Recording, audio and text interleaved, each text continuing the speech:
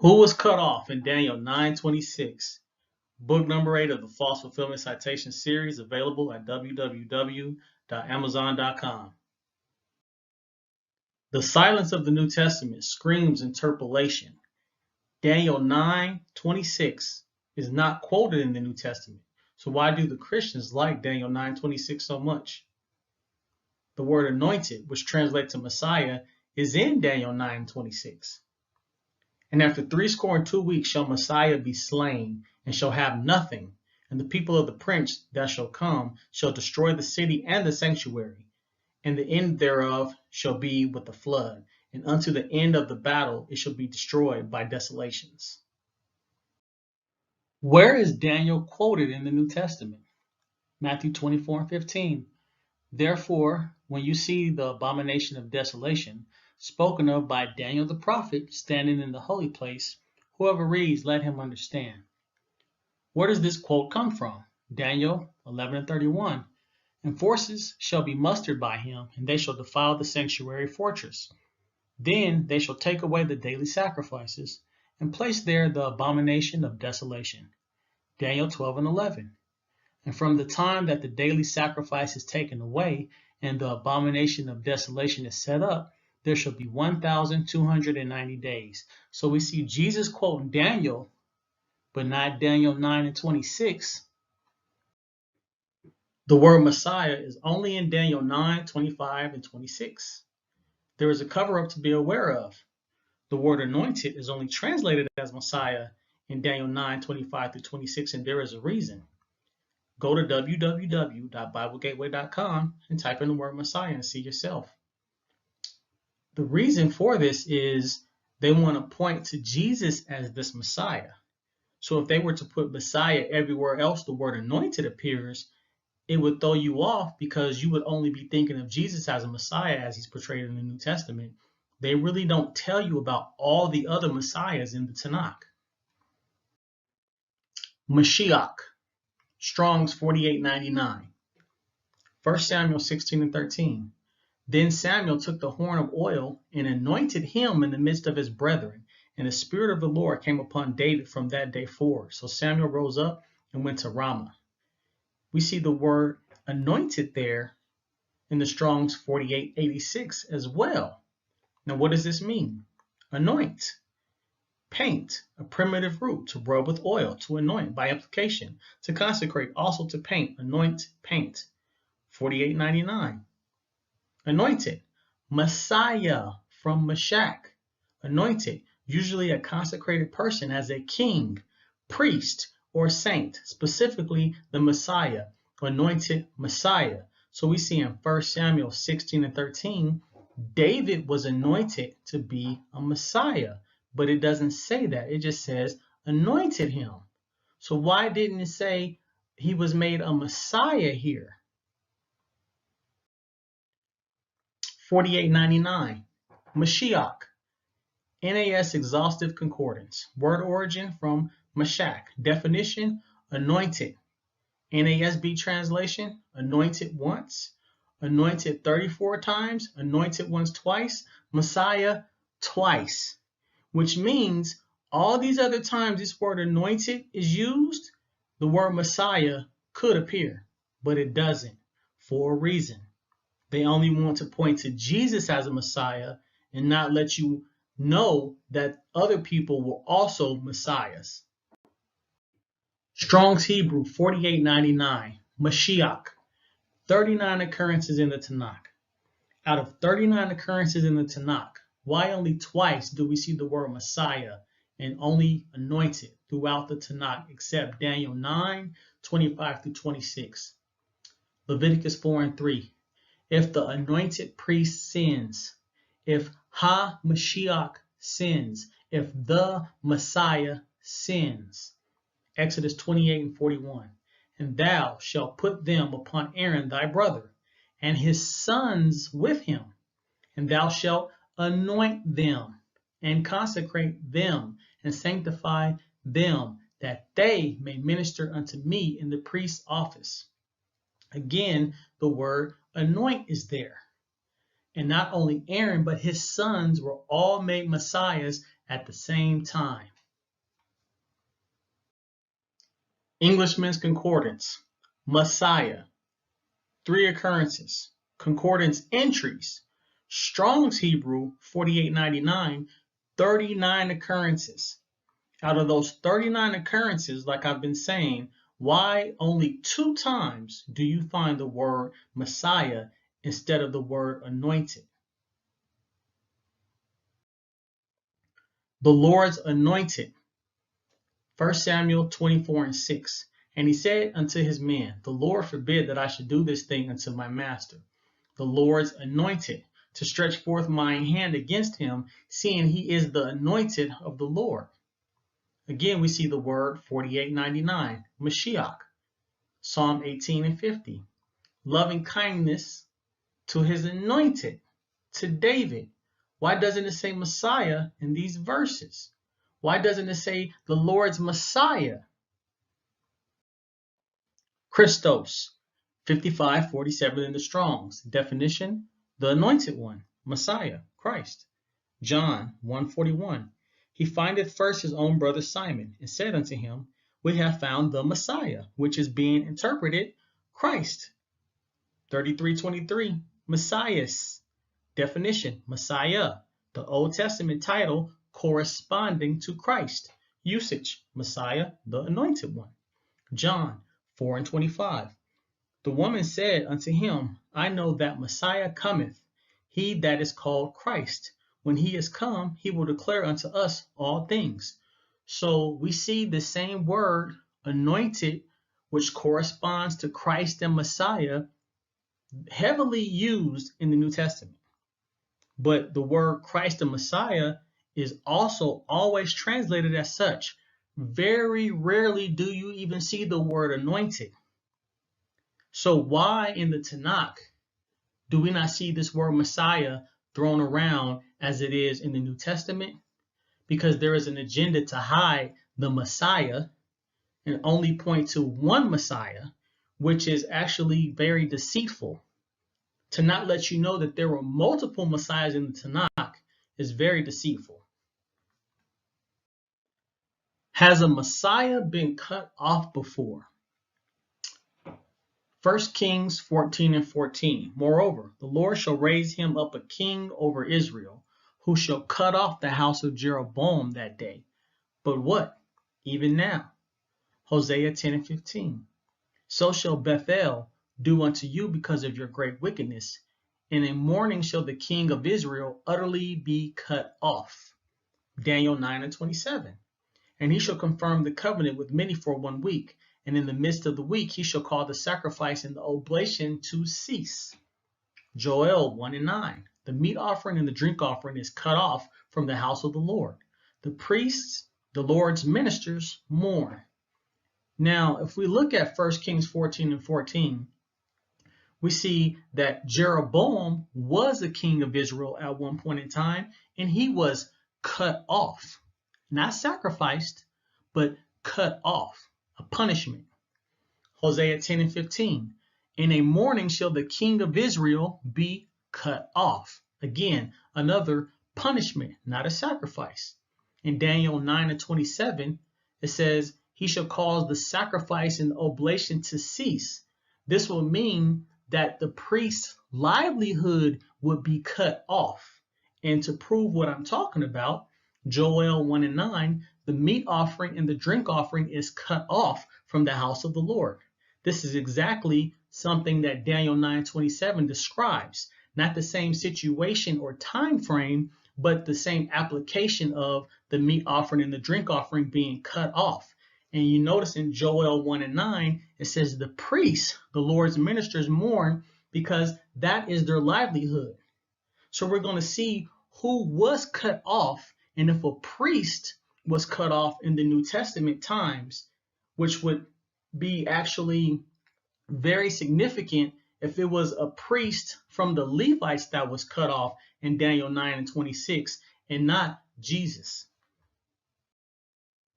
Cut off does not always mean death. 2 Chronicles 26:21. And Uzziah the king was a leper until the day of his death, and dwelt in a several house, being a leper, for he was cut off from the house of the Lord. And Jotham his son was over the king's house, judging the people of the land. 1 Kings 9:7. Then I will cut off Israel from the land. So we see the king being cut off, but he actually didn't die at that point in time. And we see Israel being cut off from the land, meaning they will go into exile. Not necessarily everyone will die. And none of these situations doesn't mean anyone was sacrificed. The word cut off does not signify a sacrifice. Cut off does not mean sacrificed. It is a punishment, not a form of appeasement. Zechariah 13:2. And in that day, said the Lord of hosts, I will cut off the names of the idols out of the land, and they shall no more be remembered. And I will cause the prophets and the unclean spirit to depart out of the land. Leviticus 20:3. And I will set my face against that man and cut him off from among his people, because he hath given his children unto Molech, for to defile my sanctuary and to pollute mine holy name. So we see cut off as being a punishment to cut people out of the land. We don't see anything or any reference to a sacrifice at all. But not for himself. This is the verse the missionaries hold very dear. Daniel 9:26. The phrase, but not for himself. But let's examine this. 369 in the Hebrew. But not. Strong's Concordance definition, nothing, not. But there will be nothing for himself is how it should read. New American Standard Bible, Deuteronomy 28:32. Your sons and daughters will be given to another people, while your eyes look on and long for them continually, but there will be nothing you can do. So in context, when we read Daniel 9:26, this is not talking about somebody dying for the sins of another. This is talking about somebody who will be cut off and will simply have nothing for himself. Have nothing. We see other translations have rendered this verse the same way. New International Version. After the 62 sevens, the anointed one will be put to death and will have nothing. Notice how they didn't use the word Messiah there. New Living Translation. After this period of 62 sets of 7, the anointed one will be killed, appearing to have accomplished nothing. Why doesn't it say not for himself here? If we continue with have nothing, Proverbs 20:4, the sluggard will not plow by reason of the cold, therefore he shall beg in harvest and have nothing. This is how Daniel 9:26 should be rendered. He will be cut off and have nothing. For himself. No definition is given for this word in the Strong's. Lamed and Vav put together like this can mean him, so we can read this like there will be nothing for him or himself. Again, other translations render this as, but there will be nothing for him or himself. Not that he was killed not for himself, rather he lost everything, so he shall have nothing for himself when he was killed, because I've shown earlier as an example in Joel 1:9, when the meat offering and the drink offering are cut off, and those priests are cut off, they will have nothing for themselves. How many messiahs are in the New Testament? Exodus 30:7. And Aaron shall burn thereon sweet incense every morning. When he dresseth the lamps, he shall burn incense upon it. I bring this up for this reason. Aaron was the high priest, and he burned the incense. Luke 1:5. There was in the days of Herod, the king of Judea, a certain priest named Zacharias of the course of Abiah, and his wife was of the daughters of Aaron, and her name was Elizabeth. Luke 1:9. According to the custom of the priest's office, his lot was to burn incense when he went into the temple of the Lord. So we see that Zacharias was a priest doing what Aaron did. Now we saw earlier, Aaron was anointed or made a Messiah. Would this make Zacharias a Messiah? And do we know if he was ever cut off? Luke 3:2. Annas and Caiaphas being the high priests, the word of God came unto John, the son of Zacharias, in the wilderness. Again, we see Annas, Caiaphas being high priests. High priests are messiahs, or they are anointed. We know John, the son of Zacharias, would have also been in the priest's office, and he also would have been anointed. Now, I know that some hold Annas and Caiaphas were not Israelites. If that being the case, it still leaves John as a high priest, if he's under the same order of Zacharias, in the office of burning the incense as Aaron, the Messiah. How many messiahs were cut off in the time of the Roman occupation of Israel? Mark 6:27. And immediately the king sent an executioner and commanded his head to be brought.